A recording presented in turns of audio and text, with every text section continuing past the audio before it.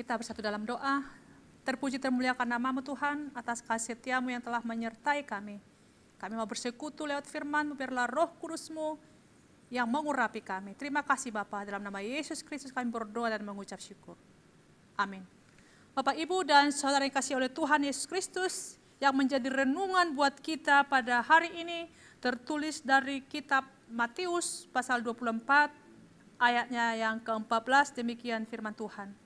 Dan Injil kerajaan ini akan diberitakan di seluruh dunia menjadi kesaksian bagi semua bangsa. Sesudah itu barulah tiba kesudahannya. Bapak, Ibu, dan saudara yang kasih oleh Tuhan Yesus, telah begitu banyak kita mendengar berita tentang kedatangan Tuhan. Bahkan tidak sedikit orang, juga kelompok-kelompok tertentu yang berani untuk mengklaim tentang tibanya hari Tuhan. Dengan banyak asumsi dan teori yang mereka gali untuk diungkapkan ke permukaan. Namun dalam kenyataannya hal itu keliru dan tidaklah terbukti. Tidak sekedar mendengar. Kita pun sering untuk memperbincangkan tentang hal itu. Seolah-olah kita terlibat aktif dalam peran tentang kisah kedatangan Tuhan atau akhir zaman. Memang tidak bisa disangkal siapapun orangnya di antara kita. Tentu sebagian besar tertarik menceritakan dan membahas hal tersebut. Mengapa? Karena hal itu merupakan puncak peristiwa yang terpenting dari kehidupan manusia dan perjalanan hidup di dunia ini. Saudara yang dikasihi Tuhan Yesus, pada masa dan zaman Tuhan Yesus pun hal itu sering kali dipertanyakan kepadanya. Kapan akhir zaman itu tiba? Tuhan Yesus telah memberikan tanda-tanda tentang kedatangannya. Ia menyatakan bahwa kita dapat mengetahui bila ia sudah dekat. Malah sudah di muka pintu. Ia mengatakan tentang mereka yang melihat tanda-tanda ini. Sesungguhnya angkatan ini tidak akan berlalu sebelum semuanya itu terjadi. Tanda-tanda ini sudah kelihatan sekarang. Kita dapat mengetahui dengan pasti bahwa kedatangan Tuhan sudah dekat. Langit dan bumi akan lenyap, tetapi perkataanku tidak akan berlalu. Saat-saat yang tepat kedatangan anak manusia yang kedua kalinya merupakan rahasia Allah. Dalam nubuatan tentang kebinasaan Yerusalem, Kristus berkata, dan karena makin bertambah-tambahnya kedurhakaan, maka kasih kebanyakan orang akan menjadi dingin. Tetapi orang yang bertahan sampai pada kesudahannya akan selamat. Dan Injil kerajaan ini akan diberitakan di seluruh dunia menjadi kesaksian bagi semua bangsa. Sesudah itu barulah tiba kesudahannya. Nubuatan ini akan digenapi lagi tentang kejahatan yang melimpah pada zaman itu nyata pada generasi ini. Demikian juga halnya tentang pemberitaan Injil. Sebelum kejatuhan Yerusalem, Paulus yang menulis sesuai ilham Roh Kudus menyebutkan bahwa Injil sudah diberitakan kepada seluruh alam di bawah langit. Demikian juga sekarang. Sebelum kedatangan anak manusia, Injil yang kekal harus diberitakan kepada semua bangsa dan suku dan bahasa dan kaum. Allah sudah menetapkan suatu hari pada waktu di mana ia dengan adil akan mengklaim, akan menghakimi dunia.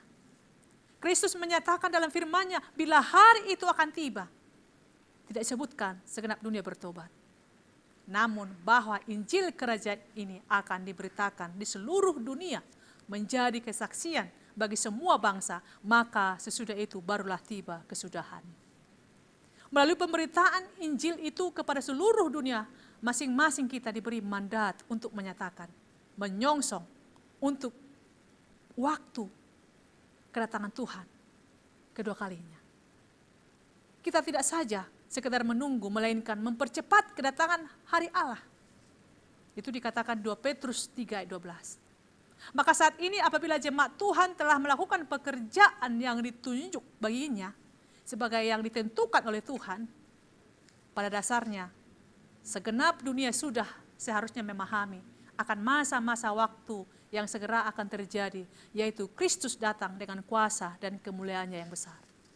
Saudara yang dikasihi Tuhan, melalui renungan hari ini kita diingatkan kembali sebagai umat yang mengasihi Tuhan, bahwa setiap kita Yang paling utama yaitu harus sungguh-sungguh meyakini bahwa Kristus adalah Tuhan kita yang tidak pernah berubah akan firman dan janjinya. Dia Tuhan yang kekal dalam segala kebenarannya. Maka segala sesuatu dalam firman-Nya pun tentu akan digenapinya. Karena itu sesuai dengan firman Tuhan. Tugas kita sekarang yaitu tetap untuk selalu setia berjaga-jaga dan berdoa dalam menyongsong kedatangannya. Setiap kita yang berjaga-jaga tentulah bukan dengan sikap diam dan pasif. Namun sebaliknya dengan giat dan aktif dalam segala waktu kehidupan yang terjadi dan kita alami. Itu berarti masing-masing kita haruslah tetap dan selalu produktif menjalani hari-hari kita dengan segala aktivitas yang berguna dan bermanfaat menjadi berkat bagi banyak orang. Bukan sebaliknya, hidup untuk diri sendiri, hidup untuk kelompok sendiri, seolah-olah hanya kita dan kelompok kita lah yang siap menyambut kedatangan Tuhan. Setiap kita tentu akan dilayakkan Tuhan dalam menyambut kedatangannya, bukan dengan standar atau tata nilai kita sendiri, namun tentulah sesuai dengan maksud dan kehendak Tuhan. Maka dengan demikian, setialah kita dalam melakukan kehendak Tuhan. Setialah kita dalam menaati firman Tuhan. Setialah kita untuk melakukan kebenaran sesuai perintah Tuhan. Inilah yang menjadi bagian penting untuk kita. Siapkan dalam menyambut kedatangannya. Dan yang utama juga, Tuhan mengingatkan kita dalam firman-Nya hari ini. Agar kita pun tetap tekun dan selalu menyaksikan iman kita. Bukan hanya dengan perbuatan nyata, namun juga melalui pemberitaan firman Tuhan. Beritakan, sampaikan, perkatakan. Ucapkanlah firman Tuhan. Bersaksilah memberitakan firman Tuhan kepada setiap orang tanpa terkecuali. Bahwa Kristus adalah Tuhan dan Juru Selamat bagi dunia ini. Saudara yang kasih Tuhan, yakin dan percaya Tuhan tentu akan menolong dan memampukan kita dalam setiap kesaksian dan pemberitaan firman Tuhan yang kita sampaikan. Karena itu adalah kebenaran yang tidak akan pernah sia-sia di hadapan Tuhan. Tentu Dia akan menguatkan kita, menjaga dan melindungi kita dalam tantangan yang tentu akan terjadi. Dan yakinlah penghiburan dan berkat yang sempurna dari Tuhan tentu menjadi bagian kita yang setia dalam melayaninya. Sekecil dan sesederhana apapun yang kita perbuat dan sampaikan, semuanya tentu berharga di mata Tuhan. Tetaplah kita berkarya bagi Tuhan, beritakanlah terus firman Tuhan, karena kita semua dipersiapkan untuk menyambut dan menyongsong hari Tuhan yang tentu akan datang. Dia datang dalam kemuliaannya. Tuhan memberkati, kita berdoa. Terima kasih Tuhan, kami telah mendengarkan firman-Mu. Jadilah kami bersaksi, menyampaikan firman-Mu, bahwa Engkau akan datang. Dan itu pasti, itulah iman kami ya Bapa. Mampukan kami untuk tak berjaga-jaga, bersiap-siap, dan melakukan tugas kami masing-masing. Agar setiap kedatangan-Mu, kami layak di hadapan-Mu. Berkati firman-Mu, berkati jemaat Tuhan. Terima kasih Bapa, dalam nama Yesus Kristus kami berdoa dan mengucap syukur. Amin. Bapak, Ibu, dan saudara kasih, Tuhan Yesus memberkati.